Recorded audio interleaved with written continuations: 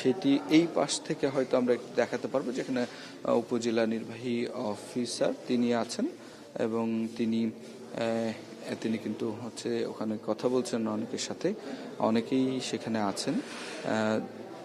তারা বের হয়ে আসলেই আসলে মূলত আমরা পরিষ্কারভাবে সেটি জানতে পারবো। এখানে পর্দাটি ঢেকে দেওয়ার কারণে হয়তো দর্শক আপনাদেরকে দেখানো সম্ভব হবে না, কিন্তু এই হাসপাতালে যে কয়েকজনই আছেন না কেন তারা কিন্তু একটু উন্মুখ হয়ে আছেন।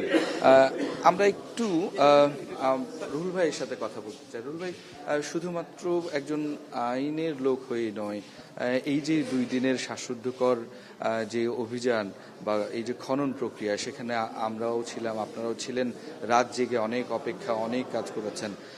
কি কি কেমন মনে হচ্ছিল যখন উদ্ধার হলো?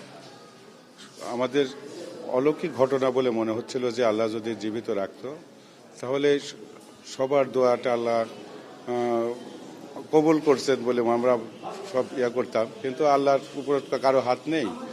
সবাই চেষ্টা করছিলেন এবং মন ভরে দোয়া করছেন, যে যা ধর্ম অনুযায়ী সবাই দোয়া করছেন, জীবিত রাখার মালিক আল্লাহ।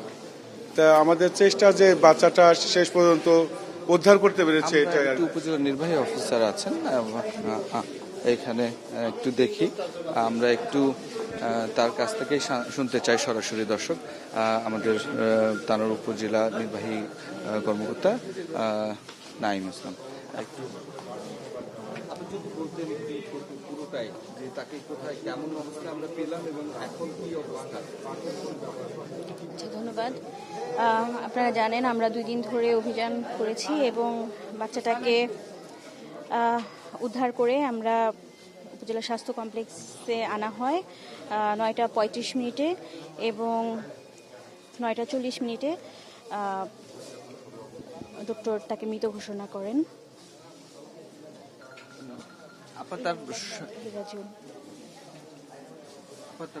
শরীরের অবস্থা কি ছিল আসলে? এতটুকু একটা যারা দেখছেন আমরা চিকিৎসকের সাথে একটু কথা বলি যে তারা আসলে কেমন দেখছেন। জি, আসসালামু আলাইকুম। আমি ডক্টর বার্নাবাস সাজদাক, উপজেলা স্বাস্থ্য ও পরিবার কর্মকর্তা, তানোর, রাজশাহী। আপনারা জানেন বিগত 2 দিন থেকে আমরা যে বাচ্চাটাকে উদ্ধার করার চেষ্টা করছিলাম, সেটা আজকে 9:35 আমাদের কাছে উপজেলা স্বাস্থ্য কমপ্লেক্সে এসে পৌঁছানোর পরে বাচ্চাটা আসলে আমরা কোনো রেসপন্স পাচ্ছিলাম না। আমরা যেটা ভাইটাল সাইন বলি, তার পালস, বিপি, রেসপিরেশন অথবা পিপিল যেগুলো আমরা দেখি, সেগুলো কোনো কিছু আসলে রেসপন্স করছিল না। তো বাচ্চাটাকে আমরা প্রাথমিক অক্সিজেন দেওয়ার পর যে রিসাসিটেট প্রক্রিয়া সেটা শুরু করেছিলাম, কিন্তু দেখছি যে কোনো মতেই রেসপন্স করছে না দেখে আমরা 9:40 তাকে আসলে মৃত ঘোষণা করি। মানে আপনাদের যে ডাক্তারি সেন্সটা কি মনে হয় যে কত ঘন্টা বা কোন সময় কত আগে মারা যায়? না, বাচ্চাটা বেশ আগেই মারা গেছে। আমাদের যে আমরা দেখেছি যে পিপিলের যে অবস্থা আছে বা আমরা যতটুকু বুঝতে পারি তাতে আসলে বাচ্চাটা বেশ কিছুক্ষণ আগেই মারা গেছে। স্যার, এই যে এত গভীরে থাকা, প্রায় 50 ফিটের মতো নিচে তাকে উদ্ধার করা হয়েছে, এই অবস্থায় তার কতভাবে আসলে তার কিভাবে এটা তো আসলে টানেলের ভিতরে থাকা অবস্থায় বলা মুশকিল যে আসলে কি অবস্থায় বাচ্চাটা ছিল বা ওখানে অক্সিজেন সাফিসিয়েন্ট আমরা যেভাবে দিয়েছি তাতে সে কতখানি পেয়েছে বা আসলে ওই অবস্থায় সেখানে কি ছিল, এটা আসলে এই মুহূর্তে বলা সম্ভব না। আমরা যতখানি পর্যবেক্ষণ করলাম তাতে কোনো আঘাতের চিহ্ন ছিল না, খালি জাস্ট মাটি লাগানো ছিল, চোখটাই খোলা ছিল। এখানে দর্শক দেখছি আমাদের ফায়ার সার্ভিসের যিনি কর্মকর্তা তিনি আছেন, তার একটু আপনার কাছ থেকে জানতে চাই যে আপনারা তো এই পুরো প্রক্রিয়াটাই ছিলেন এবং এই 2 দিন আপনারা বেশ পরিশ্রম করেছেন, সুতরাং কিভাবে, কখন, কত ফিটে গিয়ে আপনারা উদ্ধার করতে পারলেন, সেই মুহূর্তটা কেমন ছিল? জি, আসসালামু আলাইকুম। আপনারা দেখেছেন আমরা গত পরশুদিন 1:35 সংবাদ পাওয়া মাত্র আমরা এই ঘটনাস্থলে গিয়ে তাৎক্ষণিকভাবে আমরা অক্সিজেন সরবরাহটা ব্যবস্থা আমরা কন্টিনিউ রেখেছিলাম এবং আমাদের উদ্ধার কার্যক্রম আপনারা প্রত্যক্ষভাবে দেখেছেন আমাদের অব্যাহত ছিল। আজকে সকালেও আমরা 35 ফিটে গিয়ে আমরা যখন খোঁজাখুঁজি করি, যখন না পাওয়ার পরে আমরা পুনরায় দুপুরবেলা আবার যখন উদ্ধার কার্যক্রম শুরু করি, আলহামদুলিল্লাহ আমরা 9:10 রাত্রি 9:10 আমরা বাচ্চাটাকে উদ্ধার করতে আমরা সক্ষম হই। এরপরে আসলে তখন যখন উদ্ধার করেছিলেন তখন তার কি অবস্থা ছিল? মনে হয়েছিল কি যে সে আসলে বেঁচে আছে বা তার আসলে এটা বলা মুশকিল।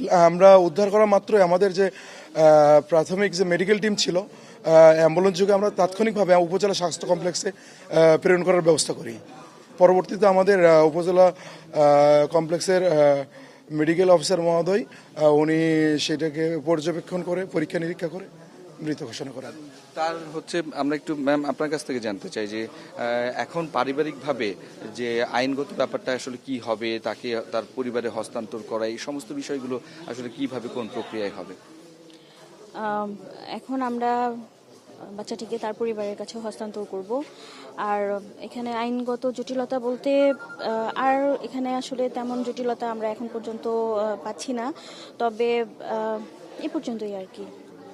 মর্মান্তিক একটা ঘটনা, আসলে ইচ্ছাকৃতভাবে তো আসলে কোনো কিছু হয় না, তারপরও এই যে নলকূপে পড়ে যাওয়া এবং এইভাবে একটি দুর্ঘটনা, আমরা জানি দুর্ঘটনাবশত সরকার নানাভাবে আসলে তার পরিবারের অবস্থাও আসলে খুব একটা ভালো ছিল না, তো সেই জায়গা থেকে আসলে তার পরিবারকে সহযোগিতা করা, এই সান্ত্বনা দেয়া, এই সমস্ত ক্ষেত্রে কি উপজেলা প্রশাসন ভূমিকা রাখবে? জেলা প্রশাসক স্যার যখনই জানতে পারলেন সাথে সাথে আমাকে নির্দেশনা দিয়েছেন যেন আমরা পরিবারের পাশে থাকি, তার বাবা মার পাশে থাকি। এটুকুই বলছি যে তার পরিবারকে মানসিকভাবে বা বিভিন্নভাবে যে সাপোর্টটা দেওয়া প্রয়োজন সেটা জেলা প্রশাসনের পক্ষ থেকে অবশ্যই দেওয়া হবে। ধন্যবাদ আপা। এখন